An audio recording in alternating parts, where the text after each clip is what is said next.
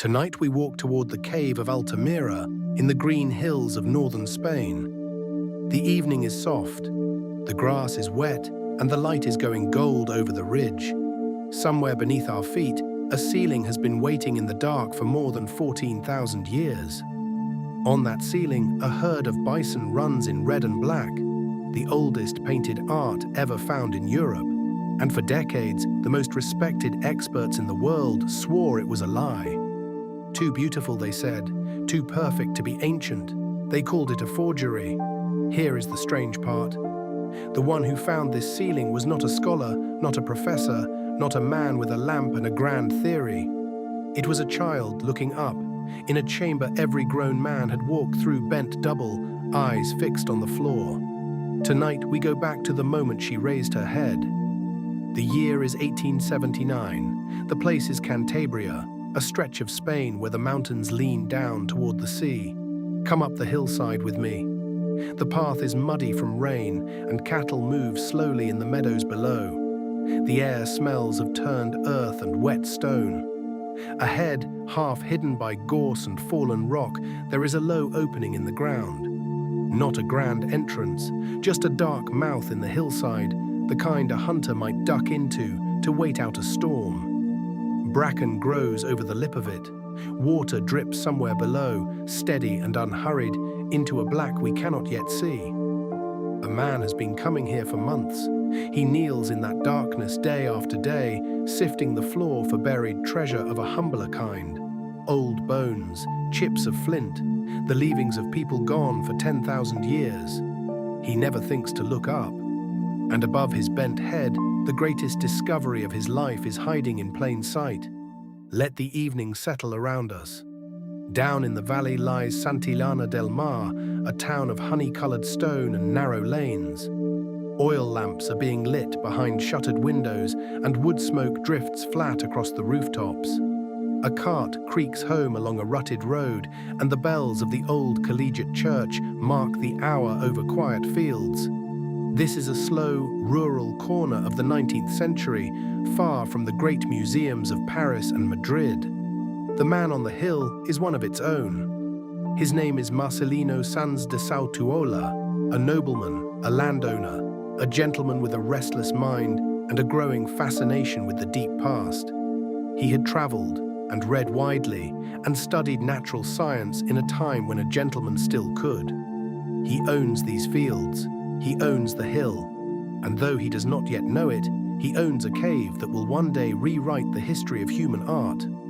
For now, it is only his quiet hobby. The cave itself had been sleeping a long time. Around 13,000 years ago, a rockfall collapsed across its entrance and sealed the chamber like a lid closing on a jar. Inside, the darkness stayed cool and still. No wind, no light, no visitors. And that silence is exactly why the painting survived. Then, in 1868, a local hunter came upon the reopened gap after fallen stones had shifted, and word spread of a hollow hill. People used it for shelter, resting from the hunt, never guessing what watched above them. Sautuola first came in the mid-1870s, drawn by the split bones and faint black marks near the entrance.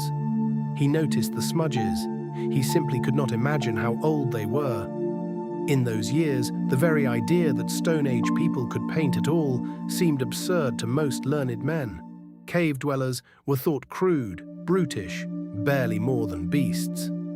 So he came back in 1879 with a shovel, a lamp, and the patient hope of a collector. And this time, he brought his daughter along. To understand what happened next, we go back 1 year to Paris.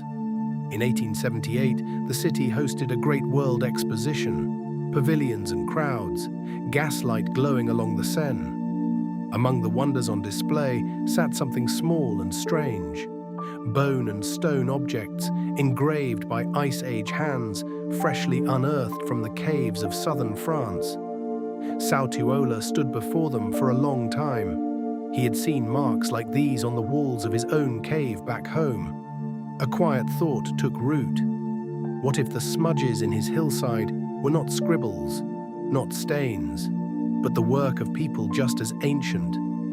He wrote later that the memory of those French objects would not leave him. He returned to Cantabria with new eyes and an old cave suddenly full of possibility. He did not find the ceiling that day or the next. He was, after all, still looking down. The genius of Altamira would not be revealed by the man who first suspected it. Picture the work itself, a single oil lamp, a pool of yellow light on a cold stone floor. Sautuola on his knees, brushing away centuries of dust, lifting each shard of flint toward the flame to read its edges. Hour after hour, week after week, his gaze runs along the ground, because that is where treasure lives.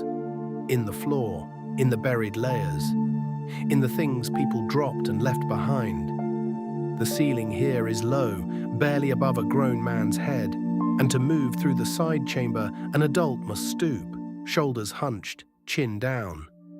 So he never straightens, he never tilts his head back. The most important thing in the room hangs only a few feet above him, and for months it stays invisible. Not because it is hidden, but because no one there is built to see it. No one, that is, of his size. Then, one late summer day, Maria comes with him. His daughter, 8 years old, small enough to stand upright where her father cannot. Many retellings will later call her 9, but the records of the time make her 8. While he digs, she wanders deeper into the side chamber, holding a candle, and something makes her look up. And there they are, not stains, not shadows. Great beasts, glowing in the lamplight, bison in deep red and charcoal black, curled and leaping across the rock. The story goes that she cried out to him, "Look, Papa, oxen." He crawls to her, lifts his own light, and tilts his head back for the very first time. What he sees stops his breath, a whole ceiling alive with animals, painted by hands that vanished before the pyramids, before writing, before farming. It took the height of a child to find the roof of the ancient world. Let us stay here and simply look. The great ceiling of Altamira holds around 25 large animals, crowded together in a slow, silent stampede. Bison dominate, some standing, some bellowing, some curled with their legs tucked beneath them. Among them move horses, a great red hind nearly 2 meters long, and the faint shapes of deer and boar. The artists worked with what the earth gave them: red and yellow ochre, black charcoal and manganese, smeared and blown and drawn across the stone. And they were cunning. Where the rock bulged outward, they placed a bison's flank, letting the natural swell of the ceiling become muscle and shoulder. In the flicker of a moving flame, those bulges catch the light, and the animals seem to breathe. Move the lamp, and a shoulder rises. Hold it still, and a whole beast settles back into the rock. These painters understood their stone the way a sculptor understands marble. This is why some call Altamira the Sistine Chapel of the Stone Age, a painted heaven hanging low over the heads of the living. Who were they? The paintings belong to a people we call the Magdalenians, hunters who lived across this land during the last ice age. The clearest evidence points to the ceiling being painted deep within the Magdalenian period. One engraved shoulder blade from the cave floor has been radiocarbon dated to around 14,500 years ago. But here, honesty matters. Not every figure was made at once. Some markings in the cave may be far older, and researchers still debate the full span of time these walls record. And the deepest question has no answer at all.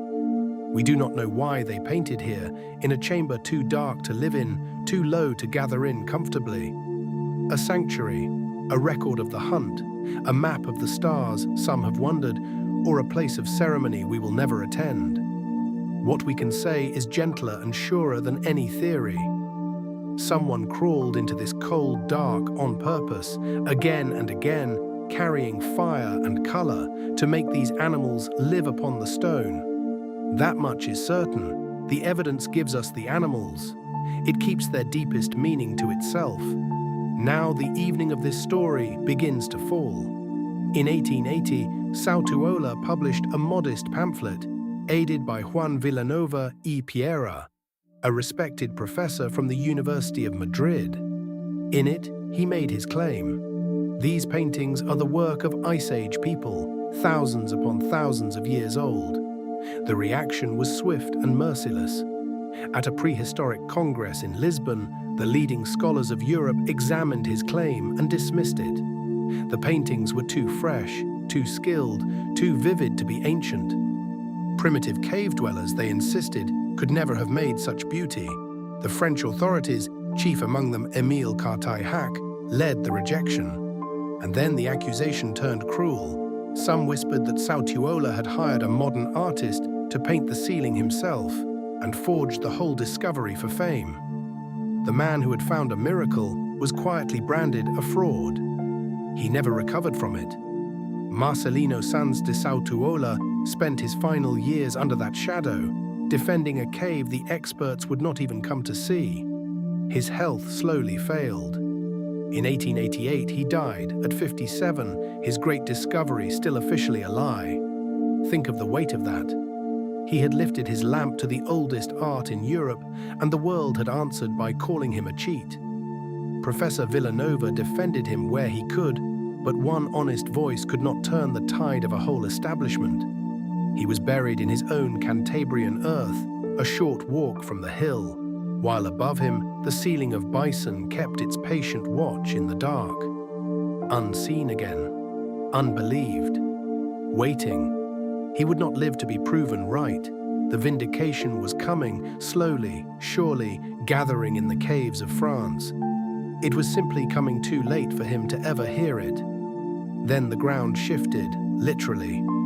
Through the 1890s, more painted caves came to light in France, in places like La Mouth and Font de Gaume, where paintings lay sealed behind untouched Ice Age deposits that no forger could possibly have faked. The evidence became impossible to deny. Cave art was real, it was ancient. And Altamira had been telling the truth all along. In 1902, Émile Cartaille-Hac, the very scholar who had led the attack, published an extraordinary confession, an essay history remembers as the mea culpa of a skeptic. He admitted openly that he had been wrong and that Sautuola had been right. 14 years after the man died in disgrace, the science of an entire continent bowed its head and apologized to a grave. There is a quiet justice in that essay, and a quiet sorrow too, for the apology arrived at a headstone instead of a living face. The bison were finally believed, and the eyes of a child had seen truly all along. Today the hill is quiet again. In 1985, Altamira was named a World Heritage Site, its ceiling recognized as one of the supreme achievements of the human hand. So many admirers came that their breath and warmth began to harm the paintings, and the original cave was closed to protect it. Nearby, a careful replica now lets visitors stand beneath the bison without endangering the real ones, which rest on in darkness exactly as they have for 14,000 years. You can let your eyes close here if you like. Picture the herd overhead, red flanks, black manes, animals running nowhere and everywhere across the stone. They outlasted the Ice Age. They outlasted the men who called them false. They are still up there tonight, under the same hill, under the same moon, holding perfectly still. No one has to be looking for them to be real. The oldest gallery in Europe was found by looking up, not by the wise, by the small. A father searched the floor for years and saw nothing at all. His daughter raised her eyes, and the ceiling answered her. It is a simple thing, really, and an easy one to forget. The whole world can be arranged for one kind of seeing and miss what a smaller, freer glance takes in at once. Tonight the bison run on in the dark, patient as ever, low over an empty chamber. And somewhere in that hill, the roof of the world is still waiting, quietly, for the next small, upturned pair of eyes to lift.